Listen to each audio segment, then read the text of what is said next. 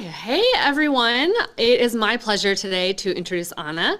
Anna is an amazing artist. She's probably most well known locally for her pet portraits, as you can see on display over here.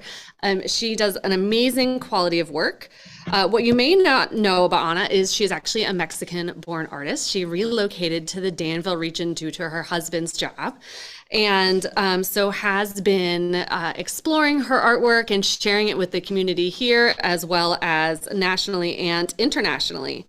Her art has been shown in several galleries, including the French Embassy in Monaco, the Swiss Cathedral in Switzerland, as opposed to the other Swiss cathedral.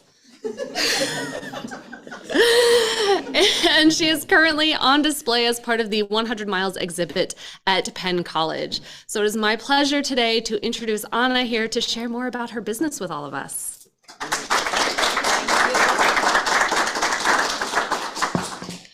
Well, thank you so much, all of you, to be here and taking your time for me to share my business journey with you. I'm sorry. I am so grateful to be in front of such a supportive community.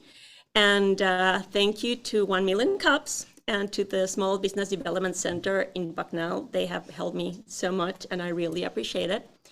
So hopefully by the end of this talk, everybody's going to be on board to change my New Year's resolution. My name is Anna Trucchi, and I am a professional artist that specializes in pet portraiture. I will transform your favorite pet photo into a work of art that will bring a smile to you forever. So this is the kind of work that I do. Typically, a commission will consist in requesting 5 to 6 pictures. Then you'll decide the size, and then I will send you a digital sketch. And after that, I will have your painting ready in about 2 weeks, ready for shipment or to delivery if local. 15 years ago, I started painting. And I have been lucky enough to have shown my work locally and internationally, as Stephanie said. My work has been displayed in the Biennale of Venice, in the French Embassy in Monaco, in Switzerland, the United States, Mexico, and here locally. But my true journey into pet portrait started 2 years ago, when a friend of mine asked me to do a pet portrait for her husband's birthday. And after I finished it, I started getting calls. And I was like, okay, this is good. And then I decided to go into a venue. I don't know if you know, but being an artist, it's hard. I mean, you don't sell a lot like in one shot. So I went to this venue, and what was my surprise? That I sold a lot. And I was like, okay, this is good, this is good. So it was at the end of the last year, 2022, and it was the celebration, and my daughter here, my son and my daughter are here, thank you. She was like, Mom, what's gonna be your word for this New Year's resolution? And I said, you know what? I want this year to be a wow. And I'm like, okay. And so I decided to reach to the Small Business Development Center in Bucknell. And they were so kind and so good with me. And they helped me to design my website. So Amber Guerrero was my coach. And with her, we were able to do this website. Feel free to scan the code and navigate through it. I think I like it a lot. So this is some of my work. I do cats, I do dogs, birds. You have a pet, and I'll paint it, even llamas. But we're here to discuss the 3 points that my business will really benefit. So the first one is pricing, second one is marketing, and the third one is connecting with the community. With pricing. So I think I had found an appropriate price for my work. It was a little bit of a struggle finding the balance between the pricing for the artwork and the right compensation for me. So I am really open to hear any strategies that you have, like for sales, or like, do you think my prices are too high? Like, I am open for criticism. The social media. So of course, with this new age that it's really new for me, Instagram, Facebook, and your website are like, that's what you need to have. And even though I have some traffic through it, unfortunately, I haven't got a lot of sales through these platforms. My work is almost from word of mouth. Like, even though I get like some, oh, it's beautiful, but not a lot of sales. And the third one, getting connection with the community. I have put my work in veterinary hospitals, in grooming places, in restaurants, in the Chamber of Commerce, in galleries. I have done classes, and I went to craft shows. And after going to one of these craft shows, my husband asked me, like, how did it go? And I was like, well, I didn't do a lot of sales, but I got a lot of wows. And he's like, oh, that's good. And I said, what do you mean? He's like, well, your New Year resolution came true. And I said, what do you mean? It's like, yeah, you asked for this year to be a wow. And I was like, oh, no. So, I'm sorry.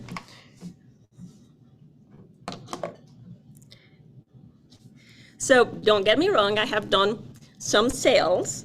And that's why I decided to do my business, because I thought it was doing really well.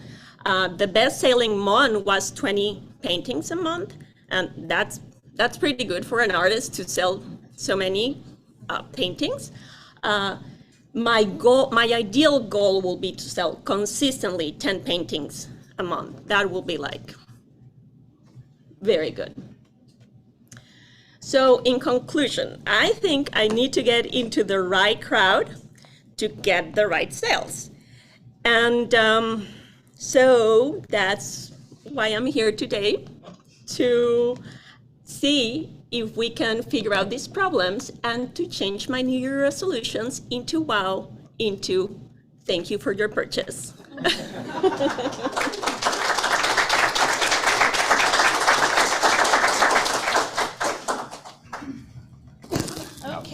We will gently pass this to you if you wish. Come or on.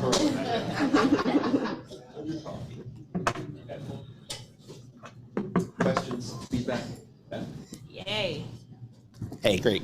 So you had kept referring to your word of mouth as almost a negative. I would tell you that's your most valuable asset. I would tell you that maybe you want to flip the script. I mean, there are whole businesses who are built on nothing but word of mouth. Okay. So you've already set your limit up to 120 clients. So you've already set the supply. So there's limited supply. The only thing you have to do is increase the demand. So Okay. I think you just need to look at it a little different way. Okay. But there's a lot going on here. Can you submit photos from your website? Yeah. Okay, great. Yeah. Good. Fine. Thanks, Ben. I will say that I have a referral for you. A friend of mine is a veterinarian, but she only does at-home euthanasias. And so this could be something that she adds on as That like would be a, amazing. And so Thank that would you. be, I'll make that connection for you. Thank you. Hi, I just want to piggyback off what Ben said. There are three ways to get new business. One is direct sales, the other is referrals, and the third is word of mouth. And all three are very important, especially with your product. Thank you. Thank you so much. One of the things that happened, like when I went to the craft sale, I don't know if I was not saying the right words or what. The first problem that I encountered when I was going to the craft shows, they were thinking they were photos. And I was like, no, they're not photos, they're oil paintings. So that was one problem. So I switched and I did a big banner, it's like, it's oil paintings. So I don't know, when I went to those craft shows, Literally, there was not one person that saw the work and they were like, wow, that's amazing. But no sales. So I don't know if I need to change my speech into like one that can close it into a sale.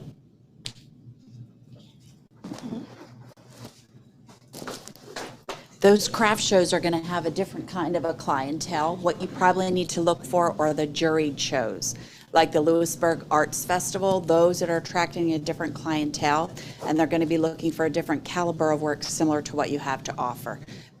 I don't think you're going to find that at a standard craft show, though. So think about some of the juried shows.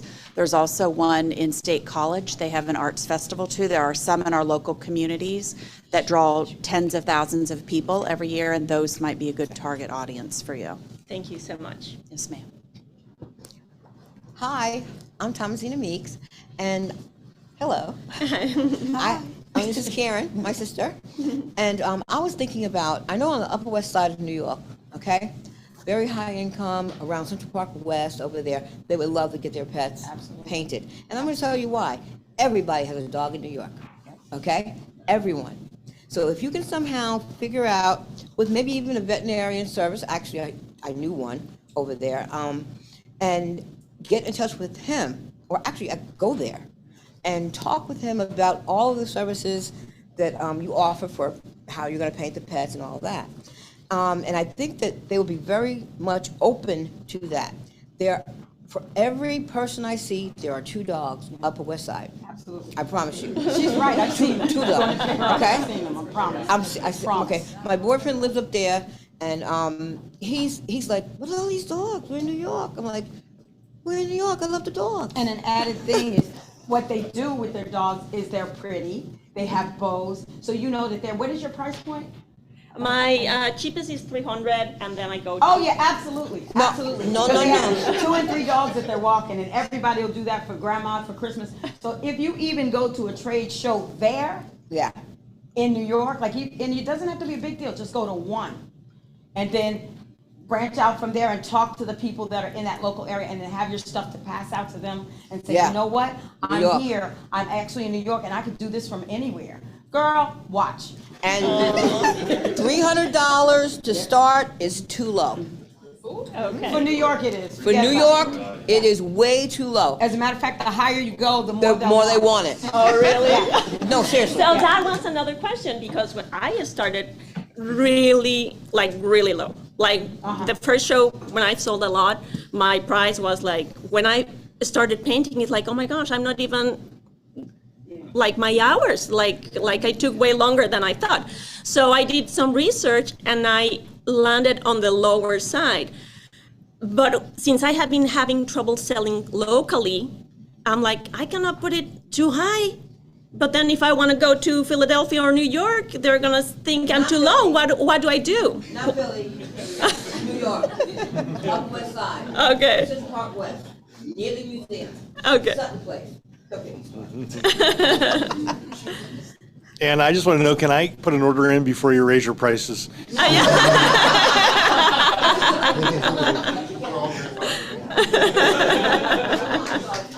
Anna, so I've got a comment for you in regards to your wording. You talked about maybe you need to change how you talk about your business. And one of the things that I would recommend is to tell a story. Like, I'm looking at these pictures over here, and they're beautiful animals. But what would make me connect with them, even, they're not my pets, obviously, but what would make me connect with them would be to learn something about them or learn something about their family and talk to their families about the stories that these paintings are going to tell for them long term would be a great way to just make that connection for you. Perfect, thank you. Yeah, so I was wondering if you had connected with any of the dog kennels around here. So we have some very high-end pet lodges, like that is literally the name, is a pet lodge, and they have doggy daycare. And the kind of people who typically would pay $25 a day to have their dog go play with other dogs are also the kind of people who would be interested in portraits like that as well. I know we've got a few in the region that are like that kind of caliber. So I have gone to the one passing, it's Trevorton. There's a grooming place. Okay. the Green Mile Okay. kennel. Yeah, I That's the know- only one that I have reached. I know there's D&J's Pet Lodge out in the Freesburg area as well, and their clientele I think would be a very good match as well. So definitely identify some of these higher end like dog daycares, pet kennels, grooming. There's a decent amount in the area. Who And do you cater to think the right only audience. to bring my brochure or to bring art into display? I would start just by connecting with them and explaining what you do and if you can share your brochures, but then also exploring if there's a way to partner with them. If you could do some sort of like pop-up exhibit in their kennel one day so you can show off your work, talk that's to the great. owners. Yeah, Yeah, getting face-to-face with the actual owners of those dogs is key, but building that relationship with the daycare or the kennel first, obviously, is the initial step. Very good. Thank you. One other idea of places that you could look are dog shows. I didn't see that on your list, but the people who breed dogs for dog shows care quite a bit about their dogs, and I'm sure have pictures up to display, especially the prize dogs. I don't know what shows are around here, but I do know there are some breeders that show dogs around here, so you So could I'm start gonna with go to the connecting one upcoming this Oh, month great. in the Bloomsburg Fairgrounds. Yeah. So I'm gonna go to that one. And I'm sorry, but I'm gonna go to the one in Philadelphia. That's okay, because they have the West Richmond Dog Show there. Holla. And I guess one other question is, when you go to shows, do you show the pictures alongside your paintings? So the big banners that I made, because they were confusing my paintings to Yeah. photographs, so I put, this is the photo that they sent me, this is the actual painting. So in the banner that I have in front of my table, you can see that. Great. So say, I think your paintings probably bring the animals to life more than the pictures, and so it'd be good to see that kind of upgrade, I guess. Thank you. No, absolutely. I have had so many comments of like, oh my God, this is much better than the photo. I'm like, thank you, thank you. This is what I do.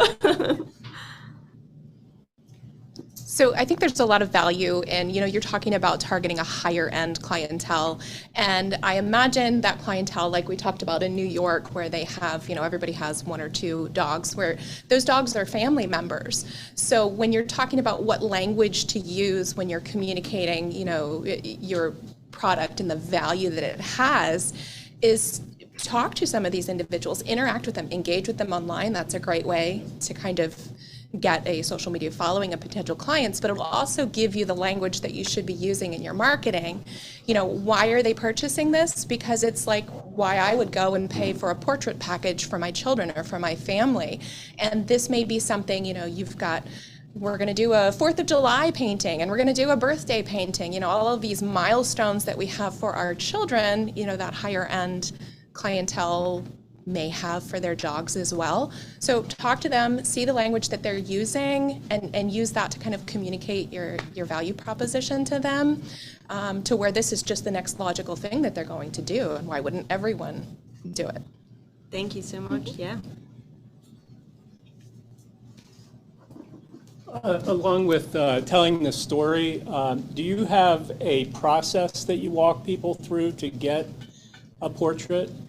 So basically, I tell them, okay, you need to give me 5 to 6 pictures, because sometimes I can see very well the eyes, but then the other one I can see the ears or the tail, and I talk to them like, what is your ambition? Do you want a close up of your pet, or do you want the whole body, or do you want something else? So I kind of go and I tell them I'll give you a digital sketch.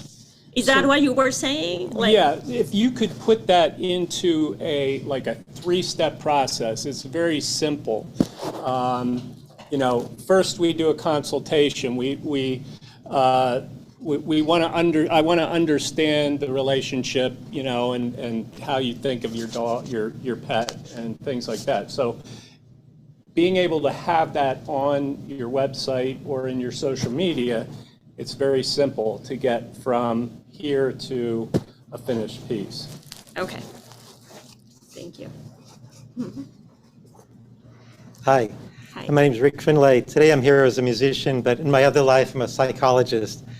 And a lot of people have serious emotional attachments to their pets. And your work is beautiful. It's Thank you. I think that should be addressed. It's really high quality. I'm looking at the picture with the cat's eye. It was amazing. And But maybe the memorial market, because I see a lot of grieving people and they want to memorialize their pet. And that could be a whole other market perhaps. Thank you so much. Yeah. The other thought I had was, do you have like an algorithm of like pet owners, people who have money, and then it could be hotspots like the pet shows. So if you were doing a research demographic, where would we find these people? And I think your quality is good enough that you could be an international market, maybe targeting hotspots geographically. Yeah, maybe I'm gonna start with New York. I have thought about it, but I haven't been brave enough to, okay, I'm going. Yeah. Thank you. It really is. People are so nice, they have dogs. One, although they are not here, I will say Seven Mountains Media and Seven Mountains Creative, they have a digital marketing that they do, and they can help you to target where. And a lot of what they do is they can find the demographics of people who spend a lot of money on, pet food, or spend a lot of money in certain, they can figure out what those characteristics are and then do targeted marketing via social media to those people. Yeah. And so that's one way, it's great to go to New York and having that opportunity, but if you're you want the same result without having to physically be there, there's a way to target that market from where you are. So that would be an option. Yes, thank you. Hi, Chris Burlett from the Columbia Montour Chamber. Oh, thank you. Sorry, I walked in a little bit late, so if you covered this already, I apologize. But our neighbors at the Greater Susquehanna Valley Chamber definitely have 2 members that are pet lodges. I wanted to echo that sentiment. You could connect with them. One of the things really interesting about those pet lodges is people are trying more now more than ever to have an opportunity to check in on their animals. The access to online has really blown up. So at Greenbrier Grooming in Dornsife, which is a member at Greater Susquehanna. Yeah, that's the one. They're wonderful. They actually have video cameras. You can see your dog live from wherever you're working. Yeah. I wonder if there's a way for you to connect with the ownership there, that even the pictures that would need to be submitted could be taken by the pet lodge while they're there, and you could cut out a step for the owner in partnership with the pet lodge. So that's the lodge that I have Great. been in contact. Thank you so much. D&J's is also great. They're in Freeburg. So. Oh, okay. Good morning, Anna. How are you? Good. And listen, I just want to attest to the quality of her work and the ease at which it's wonderful to work with her. We've been friends for many years. The kids and they're all grown up. It's awful. But I can attest that she's done back when she painted people. In ancient times, she did 3 portraits for us, and we are grateful for them. My mother most especially, because you did my parents, and my dad has since passed, and so that picture sits prominently in the picture you painted, sits prominently in their living room. So that, and I don't know if you do testimonials, but I will do whatever you need me to do, in that respect, because those to me those make a difference. And I look at testimonials before I look at reviews, because that's where the heart is. That's where the heart is. And the review, it's the critical thinking and all the other stuff that goes with it. But in the testimonials, that's where you find the heart. So I can attest to the quality of her work and that she is wonderful to work with. So if you've got anyone that wants this, do it. And you do have it in the community. You do have your pictures, your portraits out there. They're at the bagel shop. Yeah, they were in the bagel shop. Right now they are in the Small Business Alliance in Danville. They were in the Chambers of Commerce in Salinas Grove. So I have tried to put my work out, but when I put it out, I don't get any sales. I thought it was gonna be easier, but it's not. And to tell you the truth with the testimonials, it's I think that's my favorite part for a commission, to give it to the client and see the tears coming down. And I know that when the client cries, I have done my work. Because I just touched their hearts. It's my favorite, I think in my other life, I was Cruella de Vil because I like people. Hi. Hi. Do I need a microphone? Okay. Oh, maybe I do. Okay. I don't know what's gonna happen. Fumble at the 3rd yard. What's really helpful about these microphones, Thank even you. though it doesn't do something in the room, but Yeah. when Anna has access to this video I see. afterwards, she can review and reflect on all of the great feedback she's getting. So, yep, go ahead. Great. Okay. My brilliant idea. I don't know if anybody's ever thought of this. Okay, you do the pets also, but the people love the pets and their family, a family portrait with the pets. Yeah. Did anybody say that yet? Do you do that kind of thing? Yeah, actually, I started, as John said, I started doing people portraits. But I didn't, I was not selling a lot of portraits. And when I told my parents, like, guess what I'm doing now? And they were like, what? I'm like, I'm doing pet portraits. What?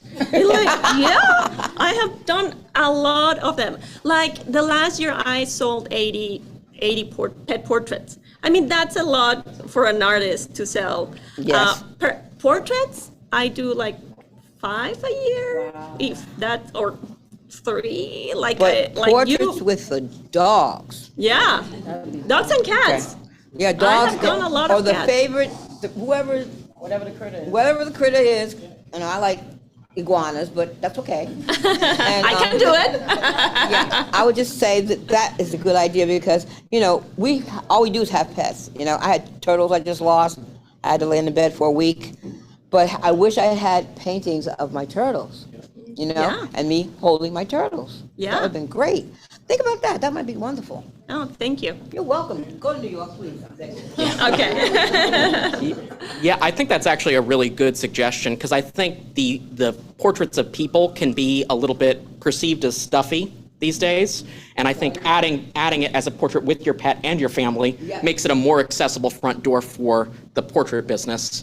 And I think you could actually build a following for exclusive family portraits down the road through that door. So. I think this is Candy's indicating to me this is our last question, and then we have another presenter coming right up. A thought for you, Anna, to reflect on would be identifying what in your business is uniquely you. And of course, you're the artist. But as you grow, what parts of this business, specific tasks, operations, administration, could you define and hire for? And you're not going to hire someone to paint your art, but as you grow, think through what could you delegate, what could you hire for, what could you outsource to let you focus on what is uniquely your talent and your expertise that you do. And another thought as well, building off of the targeted research, like where should you be? Where should those pop-up exhibits be? Follow up with Amber, and thank you for mentioning the connection that you have with her at Bucknell's SBDC. Let us, we can help you with that targeted market research. Okay. So Thank you much so more to much. come on that. Thank you so much for all your help. Thank you.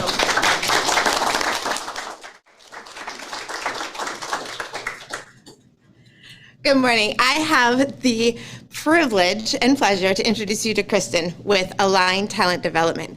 She has actually presented with 1 Million Cups before, but she is back to help us, or to have us give her additional support and connection as she transitions her business once more. But as I was talking with her, I was so impressed just with her experience with different cultures, different organizations that she's worked with, and it's clear that she is very passionate. She's passionate about helping businesses navigate the complexities of having to work with multi-diverse workforces. So whether it's culturally or linguistically, she is the person that you want in order to help make that transition a little bit easier. So please join me in welcoming Kristen.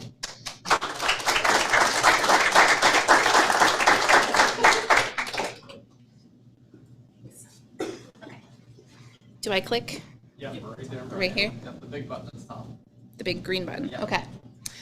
All right, well, good morning. My name is Kristen from Align Talent Development. This is a relatively new organization I put together. I've been working on it little by little, over a year. So I'm going to talk to you about workforce development. It's no surprise that the demographics in our region are changing. So as you can see here that we have an increase in Hispanic and Latino communities as well as Asian communities and Pacific Islanders. And I would really like to focus, there's more to it, but I would like to focus on those two big ones. Okay. Just a little bit about me. I am an L&D professional with a history of working cross-culturally in multinational organizations, both here in the United States and abroad. So the countries I've lived in, of course, the United States is kind of obvious. I am a Danville native. I spent a significant amount of time working in Mexico, Spain, England, and of course, most recently and most impactfully in my life, China.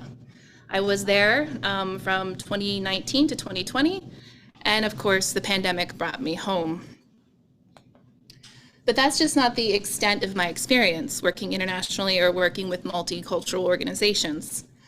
In my experience, I've done a lot of work with the Middle East, including Israel, Syria, Saudi Arabia, Oman. I have done some work with European and more recently Ukraine, Cote d'Ivoire, and the Dominican Republic. So some of the big organizations I have either worked for or worked with on a contract basis, the large Chinese tech giant out of Shenzhen, Tencent. AstraZeneca, I also worked with AstraZeneca in Guangdong. Talera is a tech startup out of New York. And in that position, I worked with business professionals all over the globe, predominantly Israel. Another organization I have a lot of experience with is Global Knowledge. That's working with IT professionals. And albeit most of them were located here in North America, there was still a mix of cultures in that organization. I've worked with Romanians, Chinese, which I already have experience with, and a lot of them were in Canada, which is not a huge jump from the United States, but just a little bit. And then I think, more importantly, the Bountiful Company. I was a corporate trainer for the Bountiful Company, which used to be known as the Nature's Bounty Company. It has since then been acquired by Nestle. In that position, I was in charge of developing the ESL curriculum for manufacturing and distribution out of Long Island. So I worked with headquarters, I was in Long Island a lot, and helping them develop that curriculum and implement it into their business and testing it to make sure that it was successful. So the main takeaway here is, with my experience, I really understand the Far East and, of course, the Hispanic cultures. Yes, this is Mexico, but from my experience, the workforce that we have here that is transitioning out of NEPA into Central Pennsylvania isn't Mexican. That's a misconception. It's Dominican, which there's a difference, right? But with my experience, I understand our major competitors on the Far East in manufacturing distribution, and I understand very well our local workforce and how they function. So education to back it up. Someone lovingly called me a professional student, which is not wrong, you know. What sets me apart, and with my degrees in social sciences and business, is I like to make data-informed decisions, right? I like to do focus groups, collect the data, develop the training based on that, and then implement it and test it. Without that testing, we are not going to make progress. Also here with the University of Cambridge, I did a teaching certificate with the university, and that also helps me understand how to develop ESL curriculum and help increase communication that we have in our organizations. So some client services, some things I can do to help these manufacturers and distribution centers in NEPA in Central Pennsylvania. Training needs analysis. I can go in and ask the right questions and see what the gaps are in knowledge. From there, I would help develop, implement, and assess. And this would be different for every organization. It's not a one-size-fits-all. That's impossible.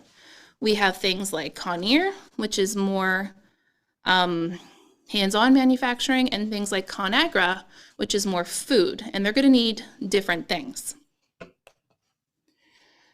Also, I have a horror story for every one of these, right? Environmental health and safety. This is something that's really important in manufacturing distribution. GMP, good manufacturing practices, which is very important in organizations that are developing anything that's related to food. MHE, material handling equipment, and onboarding. I'll just give you a little story about onboarding. So I walked into an organization and they said that there was an issue with somebody not knowing something that was really important to environmental health and safety. I said, okay, show me your onboarding. They handed me a binder that they handed the trainee, and they did nothing with it. So there's a lot of gaps in knowledge from monolingual to monolingual. So if we're having that issue from English to English, imagine the issues we're having from English to Spanish or Spanish to English. There are major problems that are happening. Some other things that are just a little bit more soft skills that I think we could benefit with in manufacturing and distribution to help organizations. Understanding the difference between collectivist and individualistic cultures and how people work. We are highly, highly, highly individualistic here in the United States. So much so that when I went to China and went about my American ways, it got me into a lot of trouble. Also, keep in mind it's a spectrum, right? So even though we know that China, our competitors, are highly collectivist, that doesn't mean that Latin America is the same way. Latin America is also collectivist, but it's a different kind of collectivist. Also, interviewing skills. I walked into a small business and the recruiter wasn't properly trained and was asking questions that could get them in trouble legally, like, are you married? Do you have children? So I'm in the background going like this, cut it out. Could be very helpful, as well as behavioral-based interviewing. Now, behavioral-based interviewing is a way to get the right people into the right positions and increase retention. And if we are increasing retention in these organizations, we're going to see less turnover. And with less turnover, we're going to see an increase in our bottom line because turnover is costly. I did the calculations for turnover for the Nature's Bounty Company after I left, and granted, these were not entry-level employees. In a year, in turnover alone, the organization lost $500,000. It's impactful. People don't realize it. Also, feedback skills for leadership.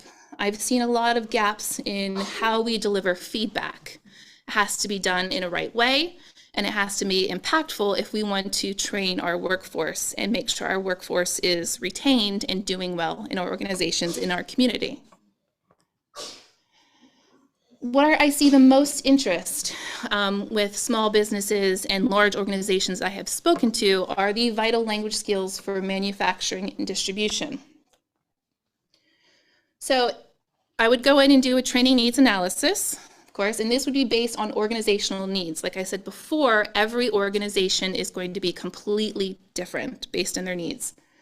Some organizations that deal with food, like ConAgra, might need GMP, good manufacturing practices.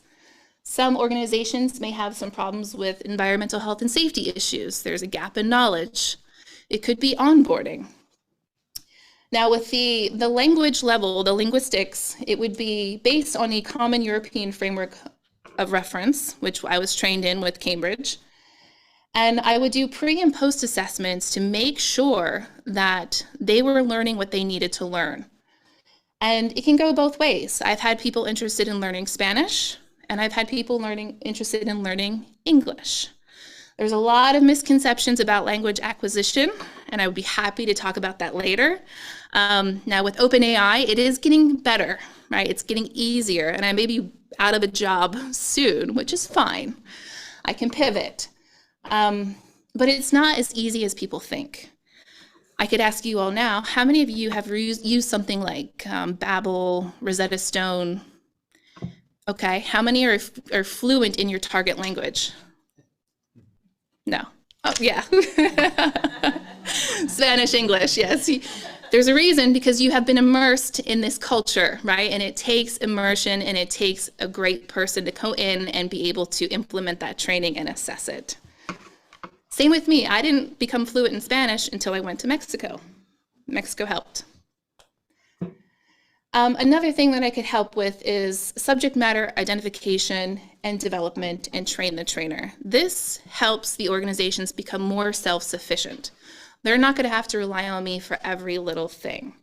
If we develop the training well, we implement it and we assess it, and the assessment shows results, we could develop this, and this would also help with retention. Now, everybody wants to have a purpose. Everybody wants to be engaged in their position.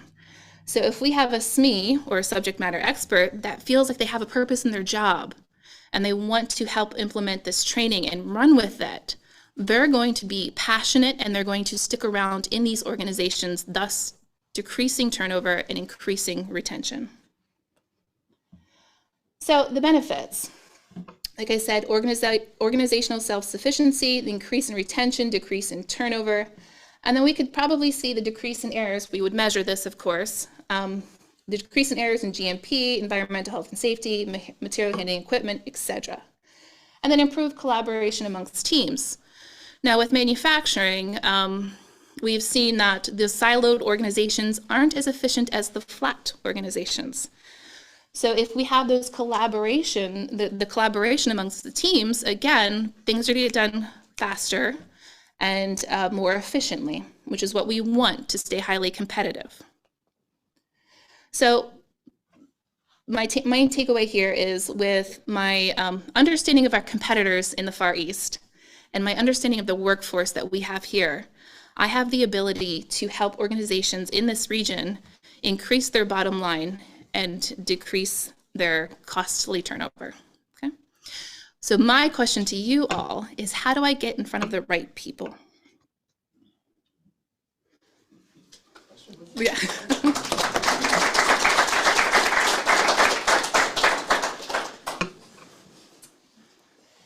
This may be a dumb question.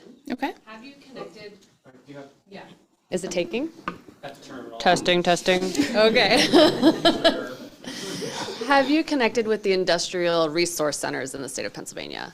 No. So the Innovative Manufacturers Center in Williamsport, they work with manufacturers in the central region. Okay. Mantech works with manufacturers in, was it South Central? And there's what, 7? Yeah. Yeah, so there's 7 IRCs across the state of Pennsylvania. Okay. They work with manufacturers, and so many manufacturers are looking for that kind of support. Right. Those would be great partnerships. Okay. Talk to you later. Sounds good.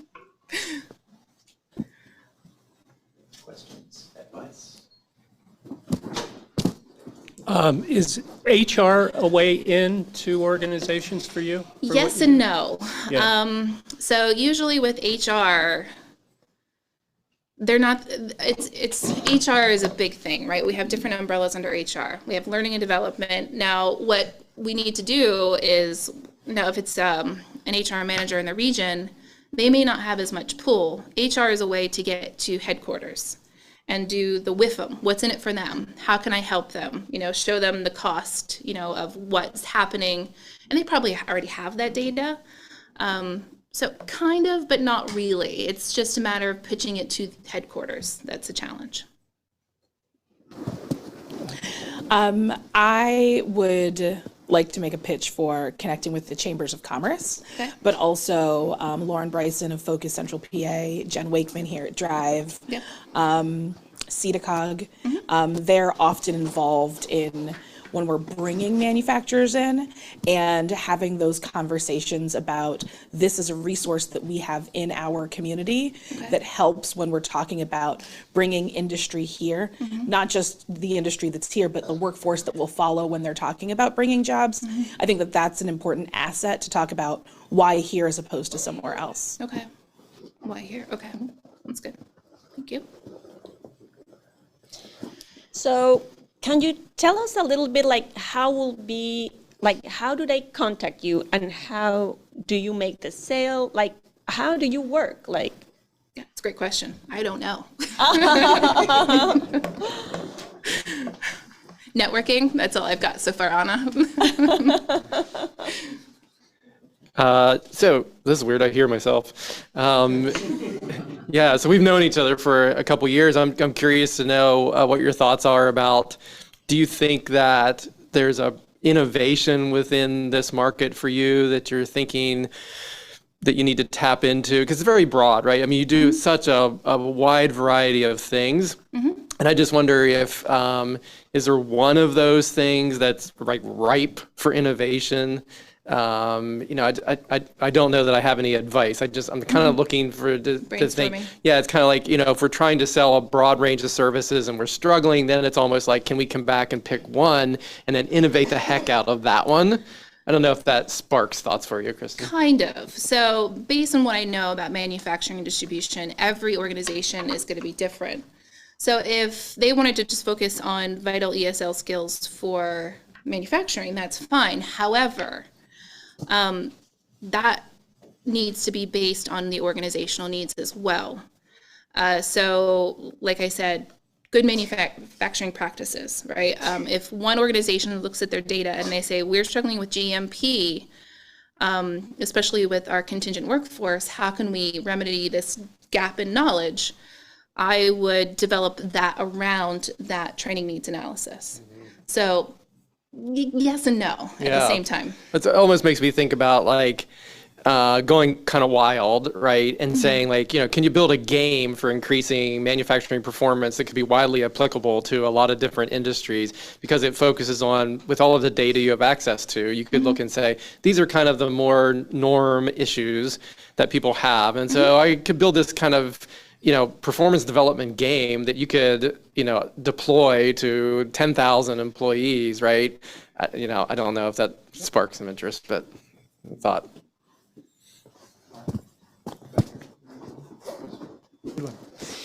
Hi. I'm thinking about, you're working as an independent contractor. You don't want to affiliate, get stuck with one company. You want to have your own business. Is that right? I am open to all things right now. Okay. Whatever works best for me and brings in the most revenue, I'm there. The thought would be to get access to the market of business executives. I know, like in airports, there's a market for business magazines to see business class people, perhaps advertising in that media that they would use might be one way to get access. Okay. Trade conferences. It sounds like you have really good knowledge, and I'm wondering if you could get, how would a person get access to the trade conference presentation? Or I know sometimes, aside from the conferences, they have like breakout areas where you can present data and things like this. That could be a possible market. And then from the world of psychology, there's industrial organizational psychologists might have an in. That might be a connecting access point.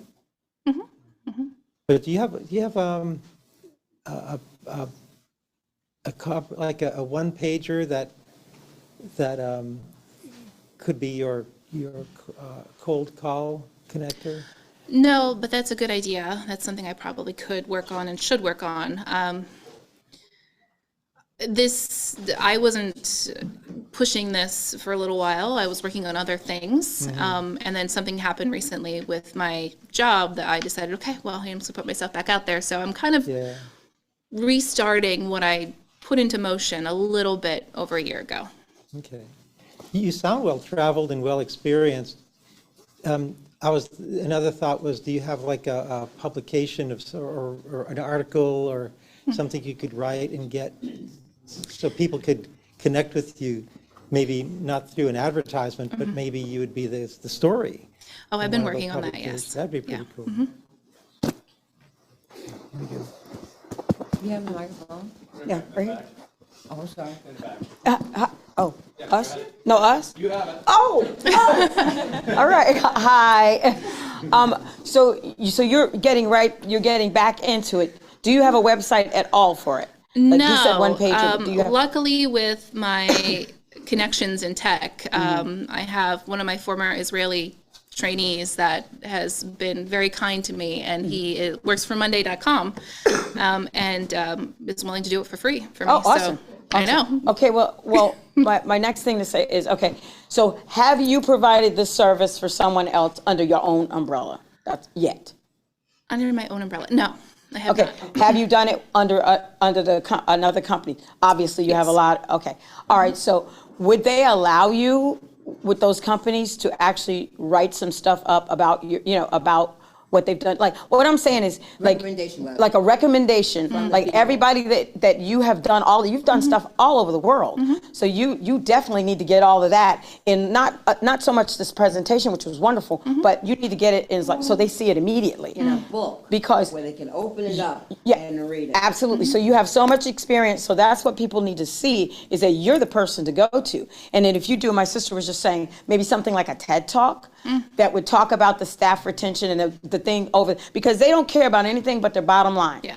Okay, so their turnover is high. Okay, yeah. So what do we do? How do we fix this? Well, you know what? She's the go-to person in this area. And if you offer your services, if you go with, but you got to go with that paper in your hand. You go to and say, who do I speak to about this? You can get in. But they're only going to give you 20 seconds to catch their attention. And what you say is, look what I've done for these companies this is the list of people that I've been affiliated with. These are who I work for. You can call and I come highly recommended. This is what show them the money. Have the money right there. This is what they were wasting before me. This is what now this looks like now. They are saving $500,000 because of me. Don't you think you need to sign up before I get too busy? Because you can't go in there Would with you like that. to work for me? Absolutely. Because you got to fix it in your head first. Because if you come to them with this, oh, I do have experience and all that's great. But if you don't believe it, then they're not going to believe it. But if you go in their office and say, look, I'm the crap. Sorry, I'm the crap, and you need to recognize that I've done this all over the entire globe, and you show them money. They don't care about anything else, but you got 20 seconds, hon. You got 20 seconds. So don't go in there with all of this. Go in there and say, look, I've been to 20 countries all over the world, and this is what I've saved for them. Bam! That's it. And here are my recommendation letters. Yeah, and you can contact anybody on this list. So if you have access to that, that's your Fortune 500 company right there. I'm serious. That's it. But you got to buy into it and know that whatever happened in whatever place you're at it's pushing you to do this. Yep. But it's pushing you to do this, but you use that knowledge that you have. Use all those smarts that you have. Do a TED Talk, because there's a way into that too. Okay. There's a way into that, or in something with trade shows, anything. But you can get into, and if you offer your services at a discount or even gratis, but with the recommendation that they don't tell any of the other companies that you did it free. And then you'll have somebody that's in this area under your belt, and what is that going to do? And then you say, but at the end of this, I want you to write a recommendation for me and give me 3 referrals. And I don't mean 3 referrals like you just tell me to go to this company. I mean, I want the numbers of the 3 referrals. That's what you asked for. And then what you're doing is you're building out. And you're building out, and that's it. You're in there. So just go on and do it. Here. Hello. Hello. No, I'm just going. Oh, you give me a high five? Hello. Okay, next. Would everyone please bring a family member with them next to Yeah, we're a taxi. Forget about it. Yeah. And you don't believe it, but Rick Finlay is our other person, but he came in before. She had to do hair and makeup. So we were a minute late. So next. Who else wants it? Okay. Yeah. Okay. So okay. So what I just wanted to say to you, I came out of the venture capital and private equity sector, and one of the things that was very useful to us was the academia ecosystem, universities. So many universities have industrial engineering, some have manufacturing engineering, I think, and a lot of them have to develop an ecosystem around them, both for their students to be able to do internships and for jobs, and also to develop curriculum. So if you form a relationship there, it really puts you smack into a lot of the companies that you'd want to get into, and it also gives you instant credibility. You could even adjunct there. So I've seen where the university ecosystem could be very helpful, especially for someone like you, where your expertise could be very useful first day in manufacturing. Okay, thank you.